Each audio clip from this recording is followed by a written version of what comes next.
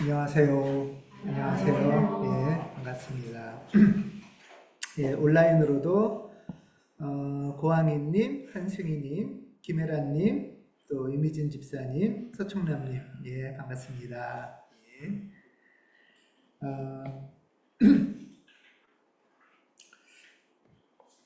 여러분 애착이론이라고 들어보셨나요? 예, 제가 지난 2주간 그 샬렘에서 진행하는 샬렘 구성원이기도 하고 정신과 의사이기도 한 분의 애착이론과 마인드풀리스, 애착이론과 기도죠. 애착이론과 기도라는 강의를 들어서 오늘 여러분들하고 이 좀 들은 내용과 묵상을 좀 나누고 싶어서 이 말씀을 나누려고 합니다. 애착이라는 거는 이렇게 양육자하고 보통은 엄마랑 아기가 딱 밀착되는 걸 말한대요. 그냥 이쁘다 하면서 멀리서 보면 이건 애착은 아닌 거예요. 애착은 이렇게 착 달라붙는 거예요. 밀착된 상태.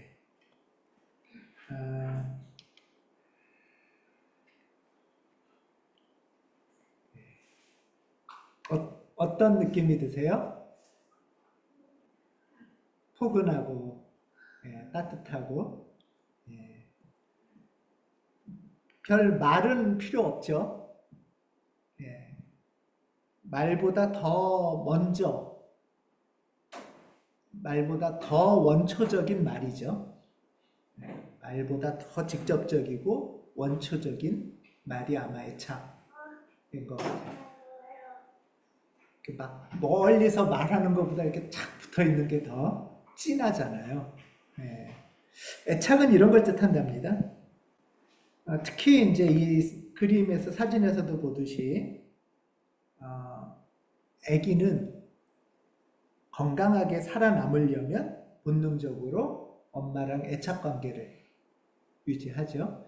우리도 다 그런 관계를 거쳐서 이렇게 지금 커서 사람이 된 거죠. 예, 이 소도 그렇고 이런 애착 관계라는 것을 여러분들도 많이 들어보셨을 텐데 심리학에서는 이제 대표적으로 세 가지 애착 유형을 말합니다. 이 애착에도 이렇게 유형이 있대요. 그러니까 애착이라는 거는 관계잖아요. 아기와 엄마의 관계 또는 아기와 주 양육자와의 관계. 이게 이제 애착 관계의 유형이 있다는 거겠죠. 그러니까 관계에 오늘은 세 가지 정도 말씀을 나누고 싶은데 하나는 안정형, 하나는 회피형, 하나는 양가형 이렇게 구분한다고 해요. 안정형은 일단은 엄마 역할이 중요해요. 주 양육자, 엄마 역할이 아기는 어쨌든 자기가 살으려고 막 붙잡잖아요. 껴안고 붙잡고 할 때 이제 이 주 양육자, 엄마가 어떤 관계를 태도를 보이느냐가 되게 중요한데요. 이 안정형은 기본적으로는 엄마가 아기의 욕구를 잘 알아차리는 거래요. 아기가 배고픈다고 울면은 얘가 왜 울지? 배고프네 하면서 금방 알아차리는 거예요. 아기가 우는데 얘가 오줌 싸서 우는구나 하면 금방 알아차리고 기저귀를 갈아주고 이렇게 이제 아기의 어떤 바람을 잘 알아차려주고 그걸 잘 채워주는 거. 그리고 그 반응을 일관성 있게 하는 거. 그래서 아기가 조금만 찡 하면은 깡 하고 울면 엄마가 금방 일관적으로 반응해 주는 거. 이러면 이제 아기와 엄마 관계가 이렇게 안정적인 관계가 된다고 해요. 그럴 때 이제 아기한테는 엄마 품이 안전한 기지가 되는 거예요. 안전한 기지. 그래서 이제 이 아기는 조금씩 자라면은 조금 더 자라면 주안이 정도만 돼도 하루 종일 엄마 품에만 있지는 않죠? 엄마가 안으려고 하면 막 귀찮다고 그러고 뛰쳐나가기도 하죠? 예. 그런데 엄마 품은 안전한 기지이기 때문에 나갔다가 뭔가 무서운 새를 봤다. 그러면 어떻게 해요? 금방 엄마한테 다시 돌아오죠. 예. 금방 엄마한테 엄마! 그러면서 돌아오는 거예요. 안전한 기지가 있는 거예요. 안전한 기지가 있을수록 이 아기는 더 멀리 탐험을 하러 나간대요. 탐험을 해도 조금 위험해도 괜찮은 거예요. 왜? 다시 돌아올 때가 있으니까. 그래서 오히려 안전한 기지가 있다라고 생각하는 친구들일수록 더 낯선 시도도 해보고 호기심 어린 곳에도 가보고 그런다는 거예요. 그러다가 무서우면 다시 돌아오면 되고 아니면 못 돌아오겠으면 거기서 잉 하고 울면 기지가 오죠. 기지가 와서 이동 기지란 말이에요. 그래서 왜 하면서 이렇게 보호해 줄 수 있으니까 그런 어떤 호기심도 많고 탐험심도 많고 할 수 있다는 거죠. 예. 이제 이런 경험이 아기가 성장하면서 이렇게 낯선 곳에 가도 크게 괜찮아 하는 어떤 좀 자기 신뢰도 생기고 그리고 또 어떤 대상에 대한 그런 신뢰도도 높아지면서 성장한다고 합니다. 예. 기본적으로 안정형이에요.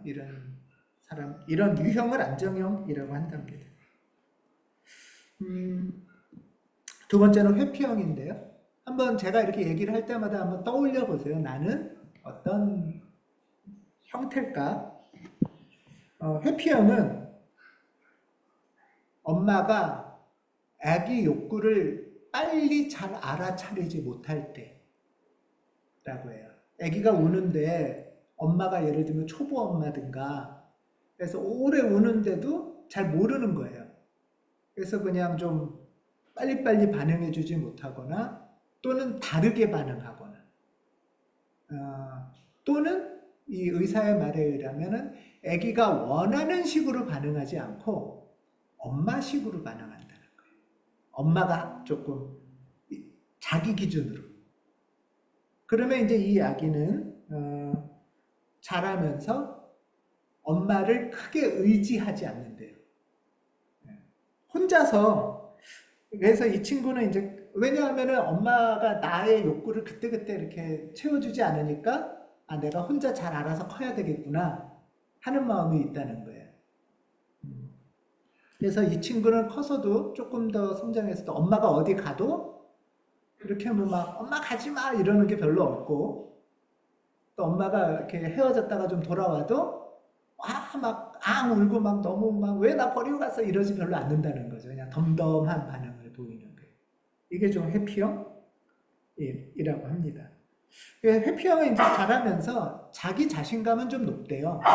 그러니까 나를 믿는 거죠. 어떤 면에서 나를 믿는데 좀 타인에 대해서나 대상에 대한 신뢰는 별로 좀 약한 편인 거죠. 그러니까 나를 믿고 내가 혼자 알아서 좀 살아가는 그런 형이 회피형이라고 합니다. 세 번째가 이제 양가형이에요. 양가형은 두 가지 감정이 있다는 의미잖아요.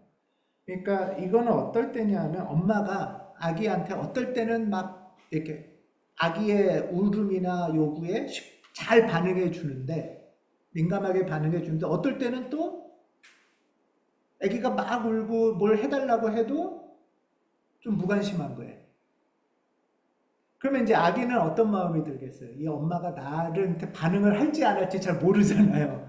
그러니까 헷갈리는 거죠. 그래서 이때는 이제 아기는 좀 과도하게 엄마한테 좀 매달리는 경우가 있답니다. 그러고 엄마를 좀 잘 떠나지 못하고 안정형은 좀 쉽게 떠나면서도 다시 돌아올 수 있는 데 비해서 좀 매달리고 그런데 매달리고 그러면 엄마 품에 있으면 좀 편안하면 좋은데 엄마 품에 있어도 엄마가 나한테 일관적으로 반응하지 않을 것 같은 두려움에 만족스럽지가 않은 거예요. 그래서 엄마 품에 안겨 있어도 좀 안정감이 없고 엄마와의 관계를 좀 저항하기도 하고 이런 감정 상태, 반응 상태를 보인답니다. 이런 이제 양가형 같은 경우에는 좀 감정 표현이 일반적으로 좀 약간 일반적인 것보단 과잉한. 그래야 엄마가 반응할 거라는 어떤 그런 좀 마음이 든다고 합니다. 어, 이런 애착 유형은 되게 아주 어릴 때, 아기 때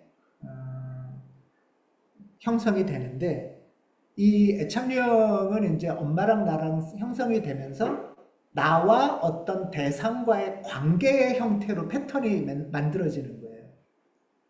그랬다가 이게 이제 성장하면서 친한 사람 사이에서 이런 유형의 관계 의식이 드러난대요. 그러니까 예를 들면 청소년기에는 친한 친구들 사이에서는 어떤 이런 유형이 이제 무의식 같은 데 있다가 또는 뇌에 어디에 있다가 작용을 하는 거죠. 영향을 미치는 거죠. 그래서 청소년기에는 친구들 사이에서, 그리고 성인이 돼서는 좀 가까운 사람, 연인 사이라든가 배우자, 이런 관계에서 이제 이런 애착 유형이 영향을 미친다. 이렇게 말을 합니다. 이런 유형을 들으면서 저는 나는 아기 때는 기억이 잘 안 나더라고요.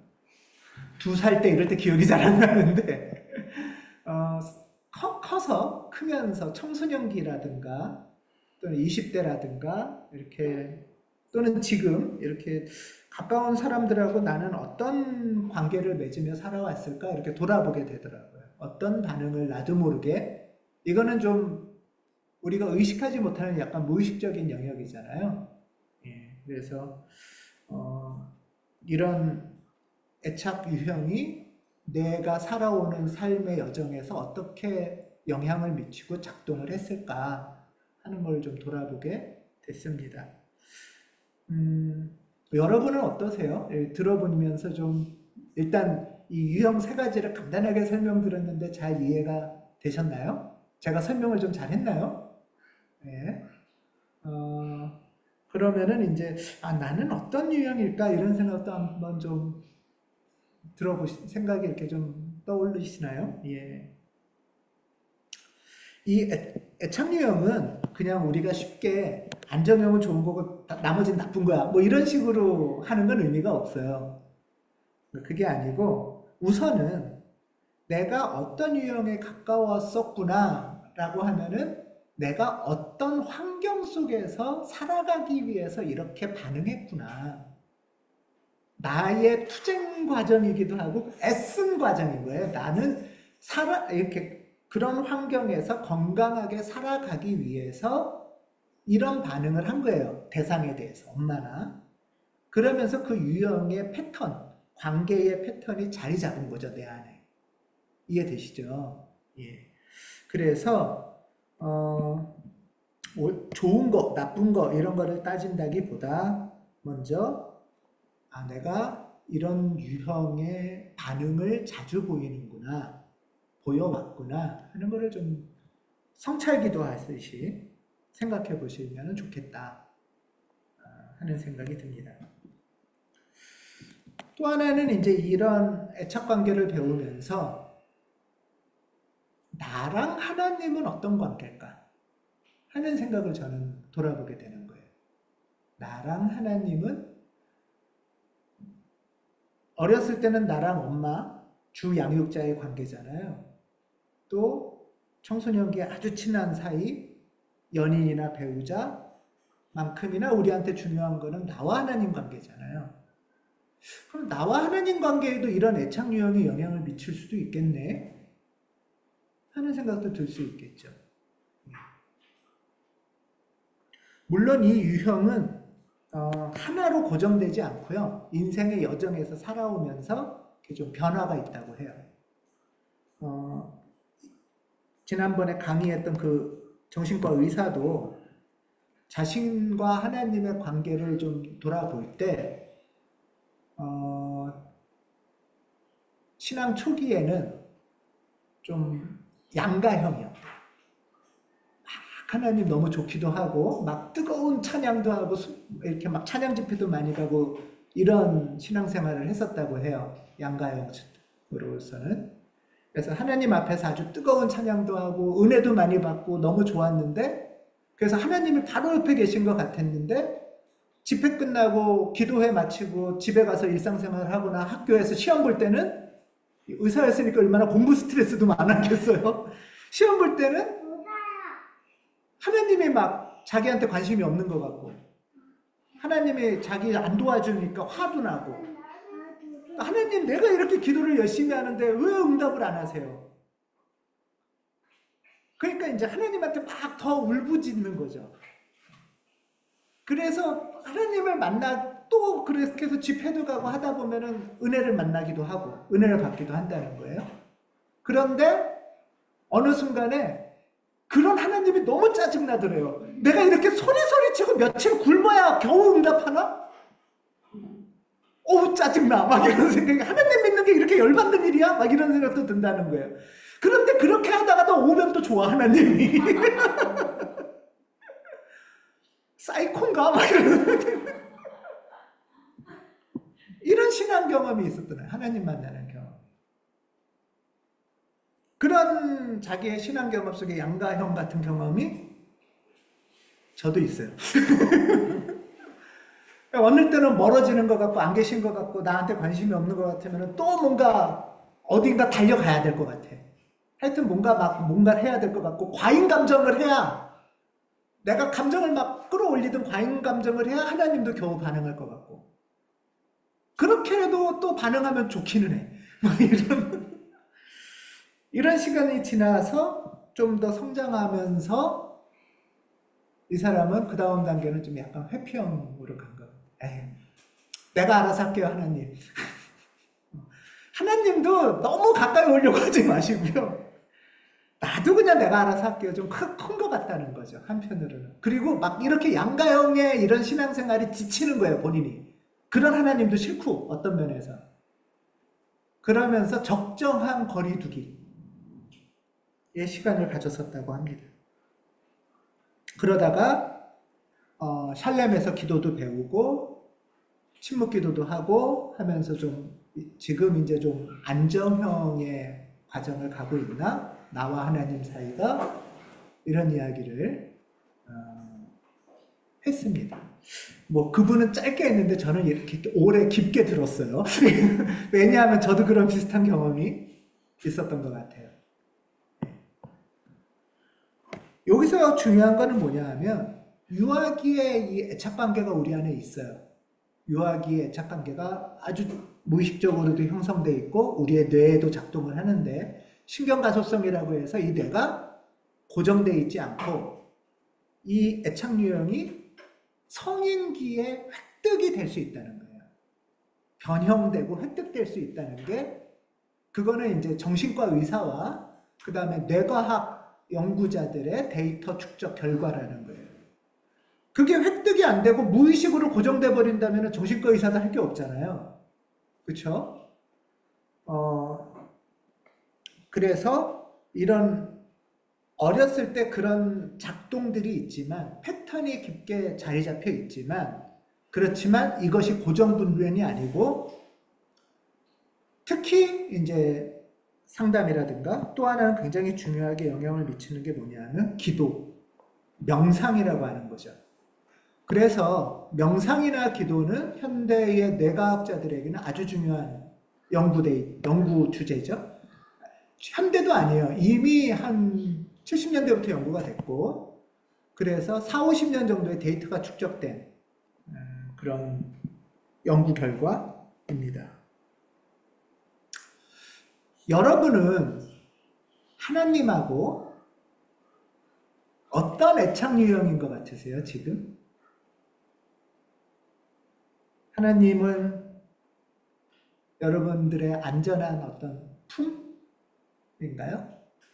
안전기지?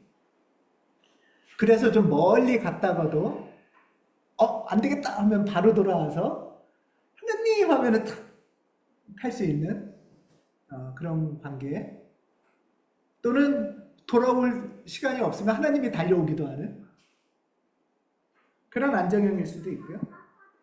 또는 하나님의 존재를 인정하지만 좀 멀리 계신 것 같고 나는 좀 내가 알아서 살아가야 되는, 그러니까 하나님이 계시다는 것을 인정은 하는데 하나님한테 기대도 별로 의지가 안 되는 것 같고 교회도 그렇게 크게 의미가 없는 것 같아서 어느 정도의 그냥 거리를 두면서 혼자 살아가는, 그게 일종의 회피형과 비슷할 수 있겠죠.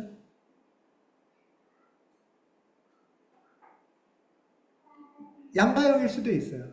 하나님한테 막 매달리고 붙잡고 교회도 막 열심히 다니는데 교회를 열심히 다니면서도 교회 약간 늘 마음에 안 들어. 막 짜증나고 그렇지만 거부하거나 또 하지 않는 이런 감정들이, 그래서 기대도 크고 불만도 많고 하나님한테도 기대도 크고 불만도 많고 이런 걸 수도 있어요.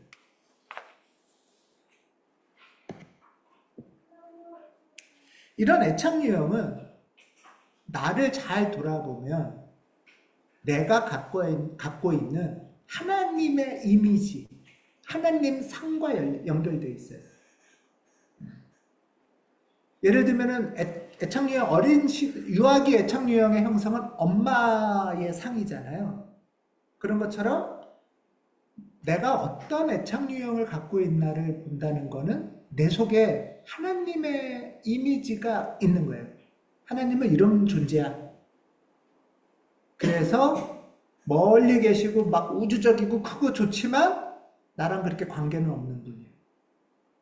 내 세밀한 어떤 거에는 그렇게 크게 그냥 내가 알아서 해야 되는 거야. 또는 그러다가도 막 소리치고 징징대고 막 열받아 하고 막 금식기도 하면은 다가오는 그런 이미지일 수도 있어요. 하나님 상은, 내 안에 있는 이 하나님 이미지, 하나님 상은 나의 신앙관을 형성하고 인생관을 만들어요. 그래서 산다는 게 그런 거지. 인생이 그렇지 하는 아주 강한 생각을 고착시키고 형성하죠. 그래서 내 깊이 있는 하나님의 이미지는 뭘까 하는 것을 돌아가는 것이 매우 중요합니다.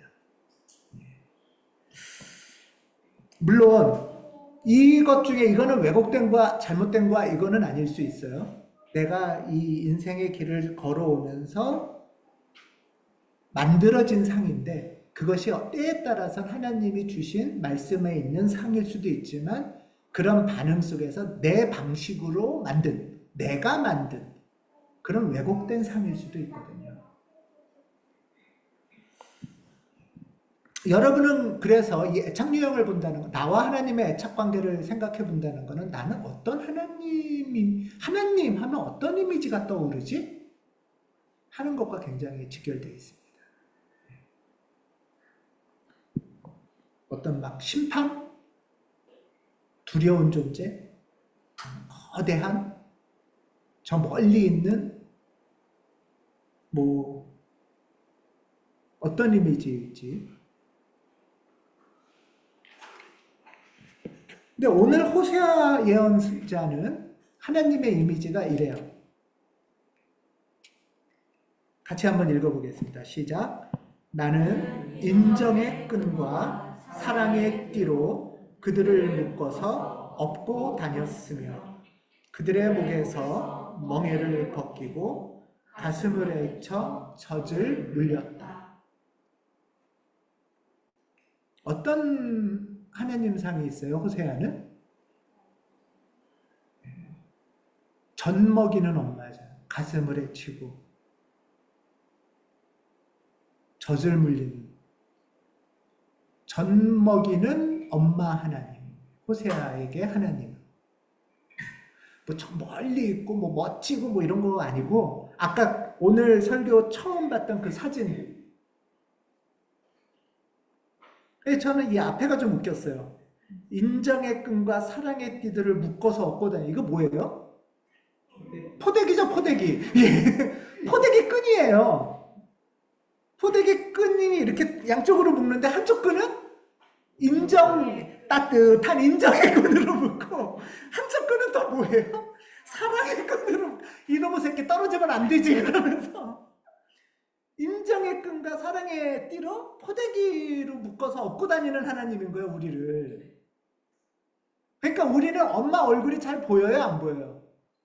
우리는 뭐가 보여요? 그냥 등짝밖에 없어요. 등짝밖에. 그다가 배고프면 울고 배고프다고 그러면 포대기 헤쳐서 가슴에 쳐서 젖을 먹이는, 난 이런 하나님이야 라고 호세아는 말하는 거죠. 구약의 하나님에서 굉장히 중요한 하나님의 이미지예요. 이사야 예언서, 호세아, 이사야는 아주 대예언자라고 하는 예언자들인데 이사야 예언자도 이렇게 말씀합니다. 같이 읽겠습니다. 시작. 어머니가 어찌 제 젖먹이를 잊겠으며 제 태에서 나온 아들을 어찌 긍휼히 여기지 않겠느냐. 비록 어머니가 자식을 잊는다 하여도 나는 절대로 너를 잊지 않겠다. 아기를 포대기에 업고 아기 업은 거 잊어버리기도 한다며요, 엄마들이. 바쁠 때는. 이사의 어머니는, 예언자 이사의 하나님은 어미가 자식을 잊어도 나는 너를 잊을 수 없다. 호세아 예언자와 이사야 예언자의 하나님은 애가 배고프다고 울면 찡찡거리면 그냥 멀리서 어휴 안 됐다 이런 하나님이 아닌 거죠. 몸을 굽히고 가슴을 풀어 헤치고 젖을 먹이고 포대기 끈으로 또 업고 다니고 이런 하나님, 이런 하나님을 지금 호세아와 이사야는 전하고 있습니다. 그런데 이 스페인 신학자 호세 마르도네스 이분의 고백 중에는 이제 신학자기도 하고 목회자기도 한데요. 이분의 고백 중에는 내가 만난 많은 신자들은 근데 하나님 하면 떠오르는 이미지가 이거래요. 무서워. 그리고 뭔가 막 부담스러워. 오히려 막 답답해. 이런 이미지가 목회를 하면서 경험한 이야기라고 해요. 성경에서나 하나님이 정말 주시고 싶은 경험은 그게 아닌데 어떻게 우리 안에는 하나님의 이미지가, 신의 이미지가 이렇게 자리 잡고 있을까? 그러면은 이런 하나님한테 가면 얼마나 고통스럽겠어요. 근데 안 갈 수도 없어. 안 가면 야단 맞을 테니까. 그렇지 않아요? 그러니까 갈지도 못하고 안 갈 수도 없는. 이게 현대인의 우리의 신앙생활처럼 된 거 아닌가? 하고 말하는 거예요, 지금. 본래 인간에게는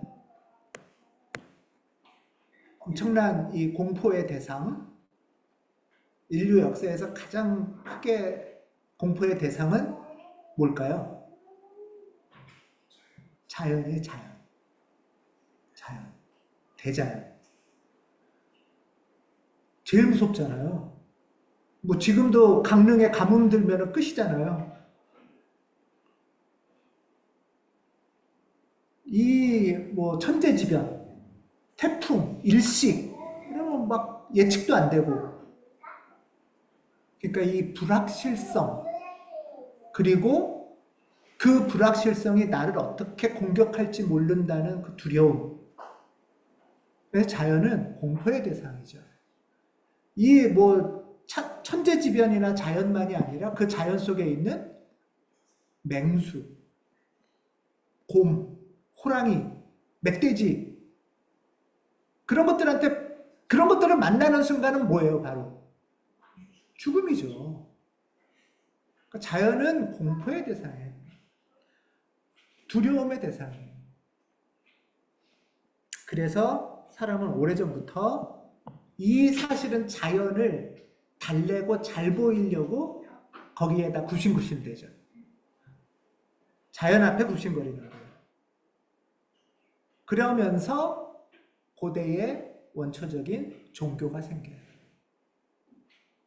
인류의 고대 종교는, 원초적인 종교는 사랑스럽고 따뜻해서 생기는 종교가 아니고 인생이 무섭고 불확실하고 두려워서 생긴 거예요. 공포 속에서 생긴 게 종교죠. 그래서 이 자연 앞에 굽신거리다가 이제 이 자연이 신이 되는 거예요. 곰신, 호랑이 신, 큰 성황단 신, 파도, 바다 신. 그 존재들이 좋아서 신이 된 게 아니죠. 우리의 숭배 대상이 된 게 아니죠. 무서워서. 그래서 기본적으로 많은 인류의 종교는 공포에 기초하고 있어요.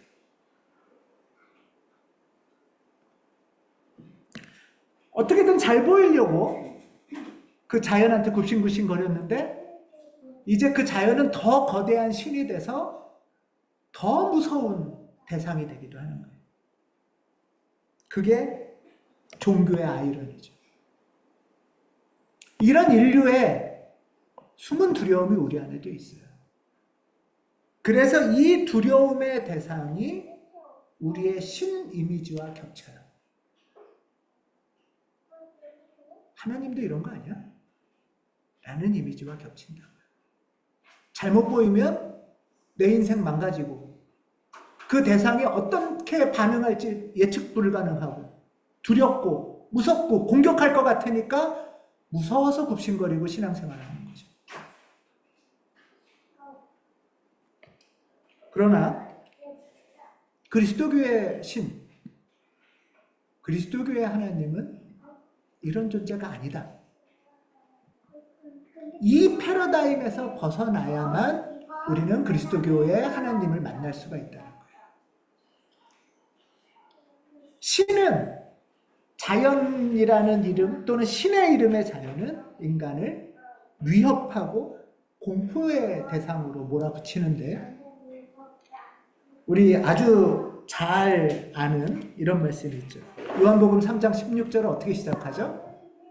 하나님께서 세상을 이처럼 사랑하사. 하나님의 속성은 뭐예요? 위협과 공포와 복종이 아니고 사랑이에요, 사랑. 하나님은 이 세상을 사랑하시는 분이에요. 하나님은 이 세상을 사랑으로 창조하셨고 그 다음에 이 세상을 사랑으로 이끌고 가시고 이 세상을 사랑하셔서 그 아들도 보내셨다는 거예요. 지금 전혀 다른 근원이, 원천이 다르다는 거예요. 이것이 그리스도교의 하나님입니다. 그래서 이런 말씀입니다. 사랑에는 두려움이 없습니다. 사랑은 곧 그리스도교 신인데 두려움은 그리스도교가 아닌 이방의 신, 우상이에요. 공포예요. 그래서 사랑과 공포는 양립할 수가 없죠. 그 말씀이에요. 완전한 사랑은 두려움을 쫓습니다. 완전한 하나님 안에 사로잡힘은 두려움이 발붙일 데가 없다는 거죠. 우리는 하나님의 피조물이기 때문에 공포의 산물이 아니라 사랑의 산물이죠.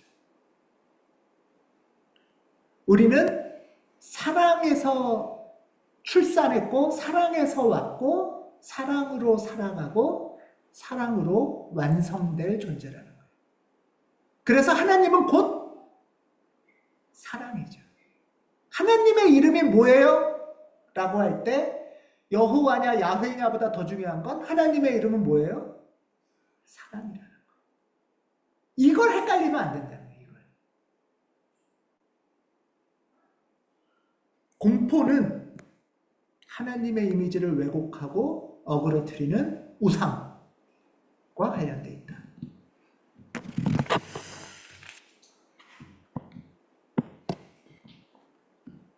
내 안에 그래서 완전한 사랑은 두려움, 공포를 내쫓는다는 것은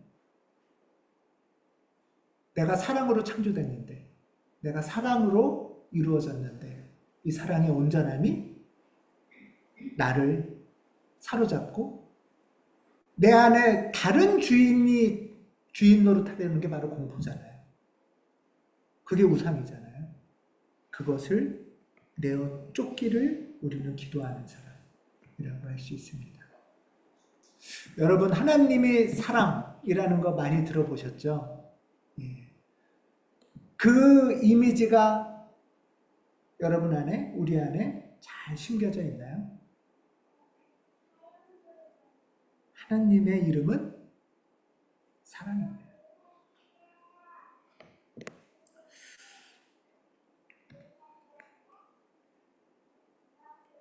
때로는 우리가 하나님이 멀리 계신 것처럼 느껴질 때도 있죠. 그래서 회피형처럼 하나님이 없다고는 못하겠지만 하나님이 나에게 무관심한 분인가 하는 마음이 들 때, 아까 우리를 인정의 끈과 사랑의 띠로 포대기로 업으신 그때 우리는 하나님의 뭐를 보는 거예요? 등짝밖에 안 보이죠. 그래서 사실은 애착은 보는 거예요? 아니면 어떤 감각이에요? 애착은? 시각인가요? 촉각이에요. 촉각. 다른 감각이에요. 시각에 의존하지 않는 더 원초적인 다른 감각과 관련되어 있다. 엄마의 등에 엎여 있을 때 우리는 엄마 얼굴은 안 보여요. 하지만 그 감각이, 그 밀착된 감각이 나한테 얘기하죠. 그것이 사랑이라는 겁니다. 요한복음에 보면, 제가 되게 좋아하는 말씀이 요한복음 14장 18절에 보면 예수께서 이제 십자가에 달리실 때를 앞두고 제자들한테 이런 말씀을 하세요. 내가 너희를 고아처럼 버려두지 않겠다. 내가 너희를 고아처럼 버려두지 않겠다. 저는 다른 일반적인 경우보다는 조금 이른 나이에 고아가 됐어요. 부모님이 좀 일찍 돌아가신 거죠. 그래서 저는 이 말이 무슨 말인지 알아요. 근데 여러분도 살면서 육신의 부모가 계셔도 고아 같을 때가 있어요. 심령에. 하나님이 있어도 고아 같을 때가 있어요. 그때 내가 너희를 고아처럼 버려두지 않을 것이다. 저는 이 말씀이 저의 하나님이에요. 저는 이 말씀을 믿기에 목사로 설교를 하는 것 같아요. 때론 우리가 버려진 것 같고 관심 못 받는 것 같고 그래서 그래 그냥 내가 알아서 살아야지 할 때도 있고 또 막 소리 질러서 좀 어떻게 좀 해주세요 하야 겨우겨우 한 10번 소리 질러야 요만큼 받는 것 같은 인생 걸음일 때도 있는데,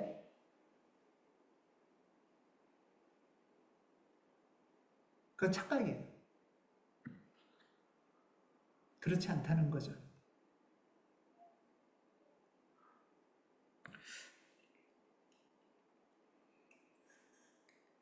이 하나님은 우리는 하나님 안에서 살고 움직이고 존재하는 사람들이고, 그리고 이 하나님은 변함이 없는 하나님이에요. 하나님 하면 신실하신 하나님, 이 얘기 많이 하잖아요. 신실하다는 거는 무슨 뜻이에요? 믿음직하다. 하나님, 여러분, 하나님 믿을만 하신 분이에요. 믿을만 해요. 믿을만 해요. 왜 믿을만 하다는 거죠? 변함이 없으셔서라는 거예요. 신실하다는 거예요.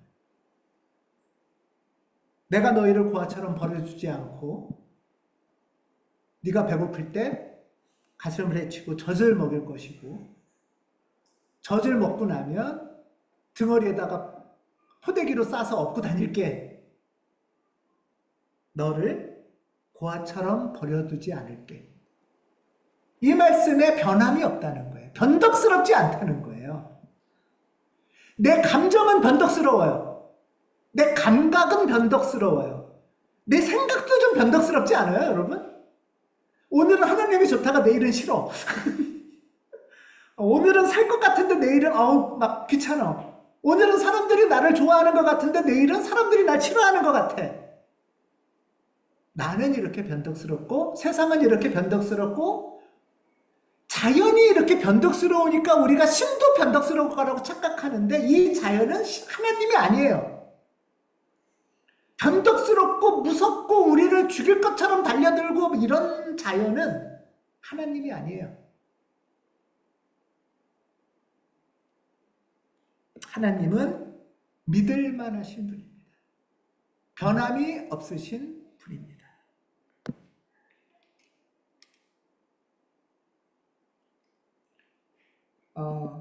이 아기나 이 손은, 지금 아기 손은 엄마 손을 보고 있나요? 안 보고 있죠. 이 아기는 엄마 보고 있나요? 안 보고 있죠. 굳이 볼 필요가 없어요. 네. 안 보면 어때요? 그쵸? 안전기지 안에 있는데, 그 품에 있는데, 그리고 변함이 없는데. 우리는 교회 공동체 안에서, 신앙과 기도 안에서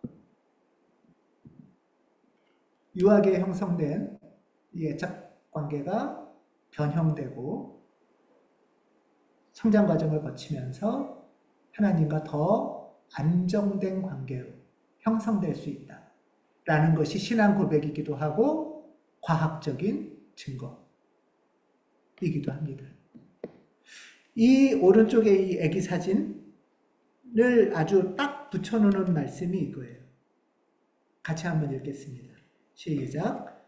오히려 내 마음은 고요하고 평온합니다. 젖된 아이가 어머니 품에 안겨있듯이 내 영혼도 젖된 아이와 같습니다.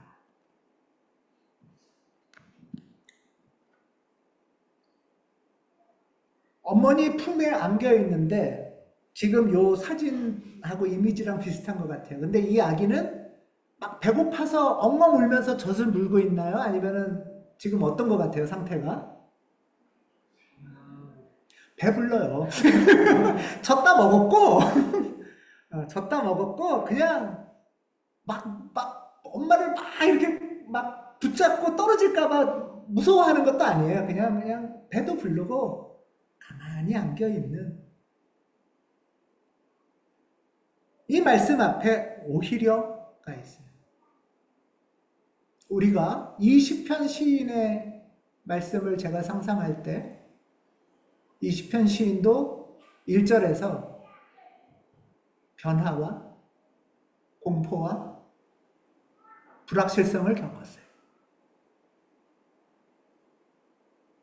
그럼에도 불구하고 제 마음은 고요하고 평온합니다. 불확실성과 연약함을 겪지 않는 인간은 없어요. 살면서 공포와 부담과 상처가 우리를 압도합니다. 그럼에도 불구하고 고요하고 평온할 수 있습니다. 그 고백을 지금 하고 있어요. 이 시인. 여러분 아시듯이 이 말씀은 향신기도와 관련된 특별한 말씀입니다. 관상의 태도와 관련되는 말씀이죠.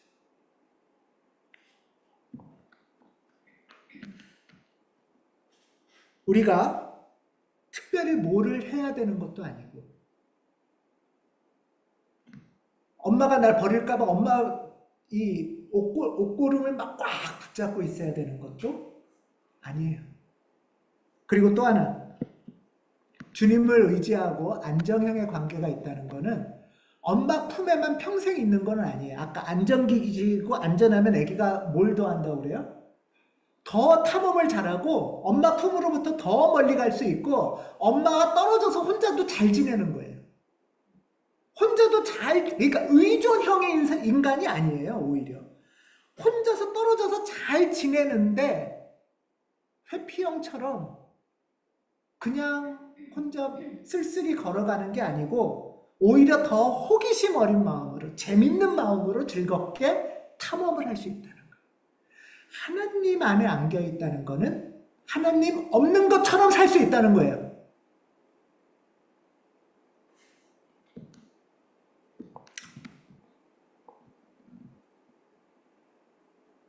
우리 교회가 서로에게 영적인 안전기지가 되기를 소망합니다. 우리 교회와 신앙의 여정을 통하여 두려움을 쫓아내는 완전한 사랑을 만나기를 간구합니다. 기도하겠습니다.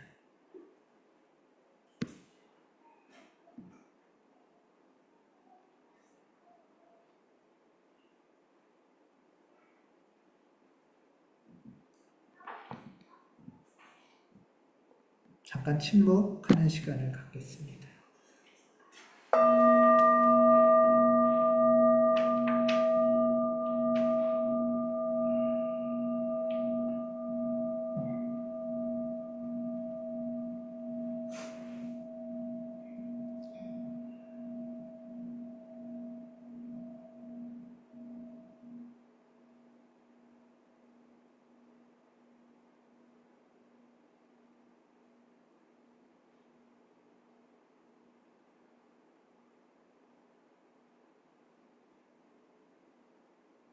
사랑에는 두려움이 없습니다.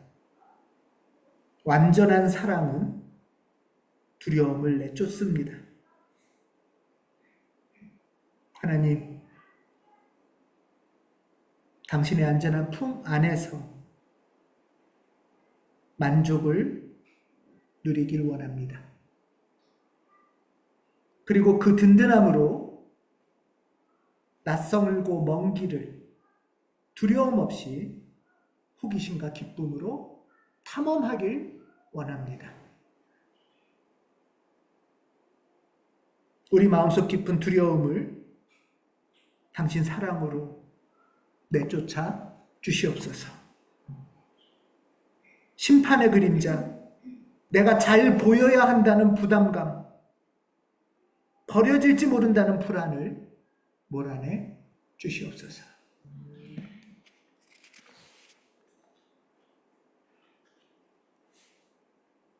주님은 저의 아버지이시고 어머니이십니다. 당신의 충만한 사랑으로 저를 새 생명 되게 하시고 우리의 교회를 살리시고 세상을 새롭게 하옵소서. 주 예수 그리스도 이름으로 기도합니다. 아멘.